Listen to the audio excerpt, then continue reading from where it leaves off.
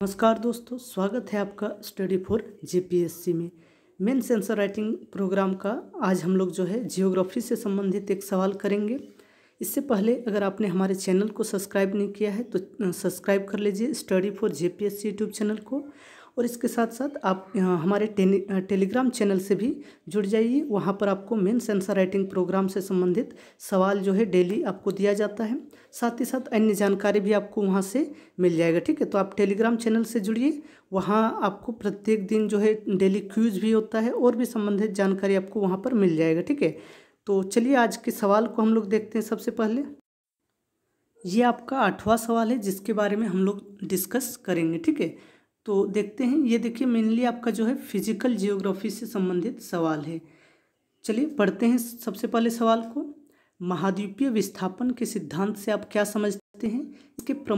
इसके पक्ष में प्रमुख साक्ष्यों की विवेचना कीजिए। तो देखिए ये सवाल आप लोग को जो इससे पहले वाला वीडियो था उसी में आप लोग को बता दिया गया था कि सवाल को आपको उत्तर लिख के भेजना है। ठीक है, बहुत से लोगों ने उत्तर लिख के भेजा भी, अच्छा लिखा है आप लोगों ने। तो आज हम लोग इसका जो मॉडल आंसर है उसको देखते हैं कि किस प्रकार से इस सवाल को लिखा जा सकता है। ठीक है, ये आपका 40 नंबर का सवाल है और इस सवाल को किस तरह से लिखा जा सकता है उसको समझते हैं। देखिए ये भूगोल का सवाल है तो इसमें आपको समझना भी होगा थोड़ा बहुत। और जो है मैप, इस सवाल में मैप का बहुत काम है। मैप आप लोग ज़रूर एक बार देख लीजिएगा, तभी इस सवाल को सही से समझ सकते हैं। तो चलिए सबसे पहले हम लोग क्या भूमिका को देखते हैं। जो 3 भाग होता है सवाल में, उसी तरह से हम इस सवाल को भी देखेंगे कि सबसे पहले क्या भूमिका बन सकता है। उसके बाद जो सवाल में पूछा गया उसको मेन पार्ट में लिखेंगे। फिर अंत में अगर निष्कर्ष जरूरी है तो इसमें हम लोग निष्कर्ष भी देंगे। ठीक है, तो आइए चलिए देखते हैं इसकी भूमिका को। महाद्वीपीय विस्थापन सिद्धांत अल्फ्रेड वैगनर के द्वारा प्रस्तुत किया गया। इसके अनुसार कार्बोनिफेरस युग में सभी स्थल भाग एक बड़े स्थल भाग के रूप में एक दूसरे से संलग्न थे। इस विशाल भाग को वैगनर ने पेंजिया कहा। ठीक है, तो इस सिद्धांत के अनुसार, इस सिद्धांत को देने वाला व्यक्ति कौन है? Alfred Wegener. ठीक है, इन्होंने क्या कहा कि कार्बोनिफेरस युग में सभी स्थलखंड जो है एक साथ में जुड़े हुए थे। आज हम लोग जितने भी महाद्वीप देख रहे हैं, जो अलग अलग महाद्वीप, वे सभी महाद्वीप क्या है, एक ही साथ जुड़े हुए थे। और इस स्थलखंड को जो है उन्होंने पेंजिया नाम दिया। ठीक है, और क्या कहा इन्होंने? पेंजिया के चारों ओर एक विशाल महासागर था जिसे पेंथालसा नाम दिया गया। यानी कि जो महासागर अभी हम देख रहे हैं अलग अलग, जैसे प्रशांत महासागर, अटलांटिक महासागर, ये महासागर भी क्या है, आपस में जुड़े हुए थे। और इस सभी महासागर को मिलाकर जो जलीय भाग है उसको पेंथालसा जो है नाम दिया गया। ये अवधारणा जो है अल्फ्रेड वैगनर महाद्वीपीय विस्थापन सिद्धांत में प्रस्तुत करते हैं। ठीक है, तो यहाँ पर देखिए, अगर यहाँ पर देखिए तो इस तरह से मान लीजिए जो स्थलखंड है और इसके चारों ओर क्या है, जल का भाग इस तरह से बना हुआ था। अभी अगर वर्ल्ड मैप को देखें तो अभी क्या है, सभी महाद्वीप अलग अलग भाग में बटे हुए हैं या फिर महासागर अलग अलग भाग में बटे हुए हैं।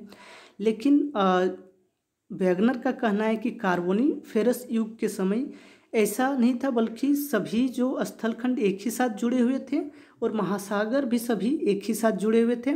और जो ये स्थलखंड है इनको क्या पेंजिया कहा गया और जो महासागर है उसको पेंथालसा कहा गया। ठीक है, तो इसको आप लोग जो है चित्र बनाना भी यहाँ पर जरूरी है, चित्र भी आप लोग बना सकते हैं।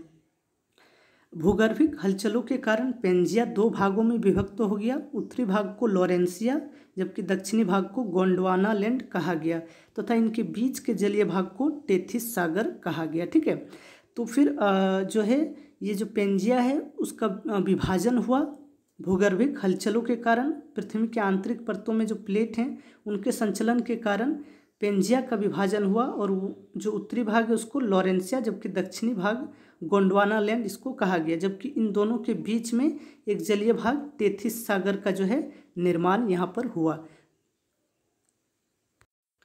नेक्स्ट पैराग्राफ में क्या है उसको देखते हैं।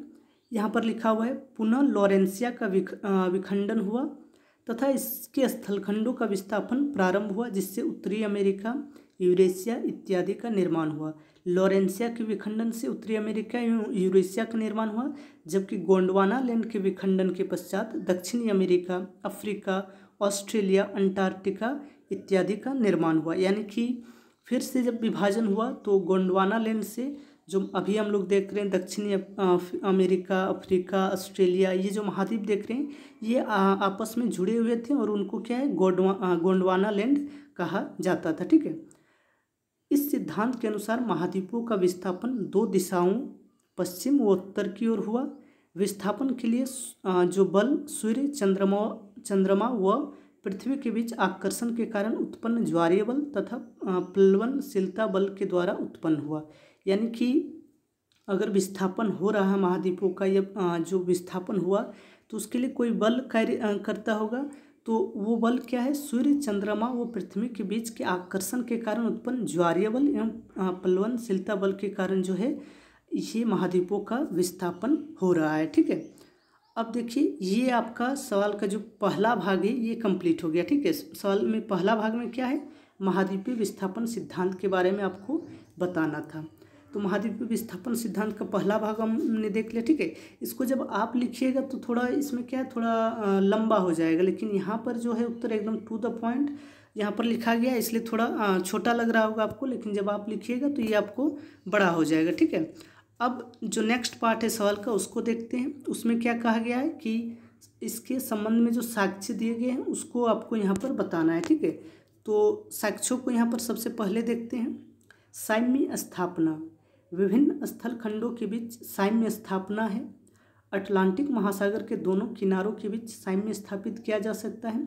इसी प्रकार अफ्रीका, मेडागास्कर व भारत के पश्चिमी तट के बीच साम्य स्थापित किया जा सकता है। ठीक है, जो ये यहाँ पर प्रूव करना चाहते हैं कि जो स्थलखंड एक भाग में जुड़े हुए थे, इस बात के संदर्भ में ये साक्ष्य यहाँ पर दिया जाता है कि अटलांटिक महासागर, आप मैप देखिएगा तो यहाँ पर समझ में आएगा कि मैप में अटलांटिक सागर के दोनों ओर, एक ओर जैसे हम लोग देखते हैं उत्तरी अमेरिका या दक्षिणी अमेरिका है, फिर दूसरी ओर यूरोप या अफ्रीका है, तो इन दोनों के बीच में क्या है, एक साम्य स्थापित किया जा सकता है। अगर इसको जोड़ा जाए तो यहाँ पर जो है एक समरूपता दिखती है।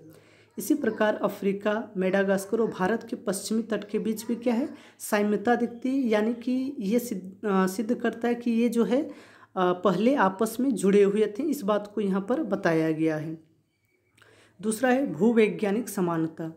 यूरोप के कैलिडोनियम व हर्सेनियन पर्वत व यूएसए के अपलेशियन पर्वत एक सतत श्रेणी के रूप में पाया जाता है। यूएसए में अपलेशियन पर्वत है और यूरोप में जो हर्सेनियन पर्वत है या फिर कैलिडोनियम पर्वत है, तो इनके बीच क्या है, ये जो पर्वतें हैं ये लगता है कि एक पर्वत श्रृंखला में थे, लेकिन अभी क्या है, अलग अलग हैं। इसके साथ नेक्स्ट में क्या है, पुरातन जलवायु। हिम युग के निक्षेप अफ्रीका, भारत, ऑस्ट्रेलिया, दक्षिण अमेरिका में पाए जाते हैं, जिससे यह सिद्ध होता है कि ये कभी एक दूसरे से जुड़े हुए थे। साथ ही इनका विस्थापन हुआ है, क्योंकि वर्तमान में जहाँ इनकी अवस्थिति है वहाँ हिमाच्छादन की संभावना नहीं दिखती है।